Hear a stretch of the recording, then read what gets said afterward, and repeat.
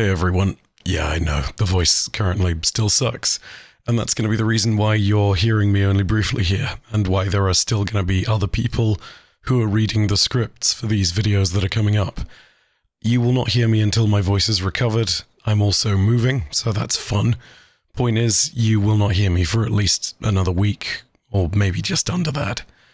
Also, there are two things before I let the current reader of this video take it away. Alongside the move, I am also going to be talking about the general state of the channel in a few weeks' time, see what's going on, jump into the new year with that, and also, very thankfully, some sponsors have allowed us to use the audio from previous instances so that I can save my voice where possible. Big thank you to them, so if you do hear a less groggy version of me in sponsors, that's why. Thank you very much for your time, and I hope you enjoy the video, and I will continue to save my voice. Thanks. Hey guys, this is Pattykicks filling in for Byf while his voice heals up. Hope you feel better fast, buddy. So Warlord's Ruin isn't just one of the best pieces of dungeon content that's been added to Destiny, but it's also got one of the best themes. In a season that's all based around Destiny's dragons, the Ahamkara, Warlord's Ruin has taken on the theme of Dungeons and Dragons. So let's have a little fun and talk about the D&D references in Warlord's Ruin.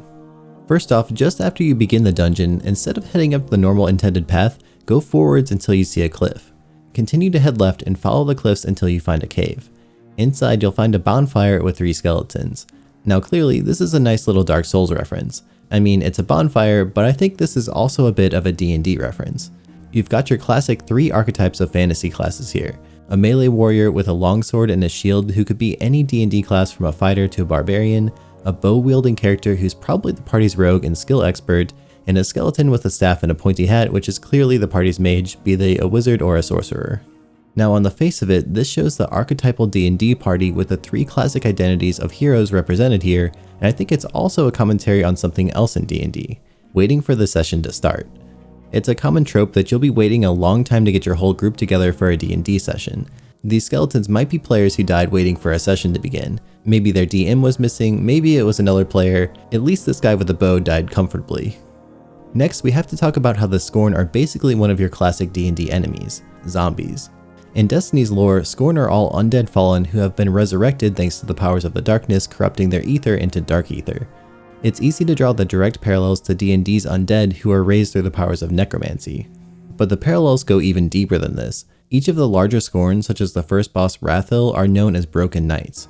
They used to be knights that were commanded by Fikrul the Fanatic, but they've fallen to the corrupted power of Hefend. These knights might be a nod to the high-level D&D monster called the Death Knight. The monster manual for D&D 5e states that when a paladin that falls from grace dies without seeking atonement, dark powers can transform the once mortal knight into a hateful undead creature. A Death Knight is a skeletal warrior clad in fearsome plate armor. Beneath its helmet, one can see the knight's skull with malevolent pinpoints of light burning in its eye sockets.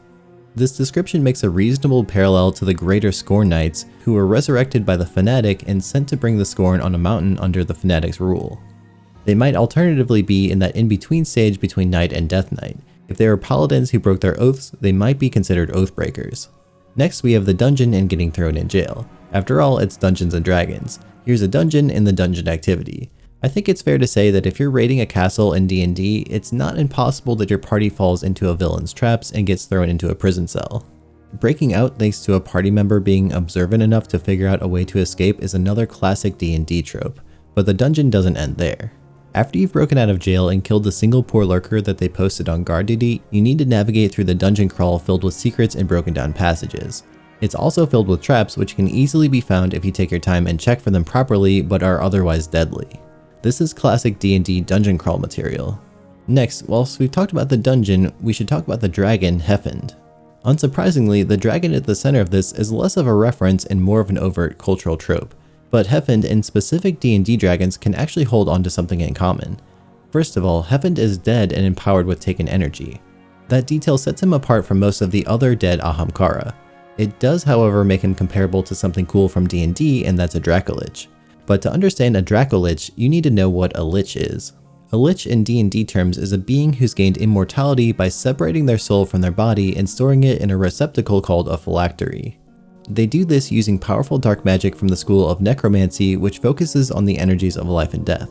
Liches tend to be powerful wizards and deadly opponents without much regard for life or those with a moral compass. In the instance of Hefend, he's a parallel to a Dracolich, which is a lich, but a dragon. An undead dragon like this makes a good comparison to Hefend, especially given his whole taking corruption thing that Hefend's got going on.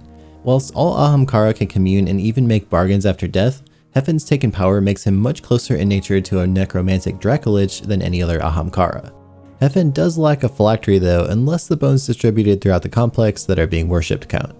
If we're talking about Hefend, we should also talk about the Taken Chimera that's the final boss. Now we've seen a Chimera before, it's best known for being ugly as hell, spherical, floating, and covered in tentacle-like appendages. Enter a classic D&D monster that I think this might have been chosen to mimic, the Beholder. We'll get to mimics next. Beholders are otherworldly aberrations that have a multitude of powerful magics at their disposal, including the ability to shoot a variety of beams from the crown of eyes on the ends of their tentacles. They're also always floating and are characterized best by that one massive eye in the middle of their face. It might be a bit of a stretch, but I personally can't look at the Chimera boss and not think of a Beholder. It's definitely the closest enemy in Destiny to a Beholder, so I have to imagine this is at least a little nod to this classic monster. Next up, Mimics. This is probably the most obvious reference in the whole dungeon, but I think it's also the most fun. In D&D, a Mimic is a classical trap chest that isn't a chest.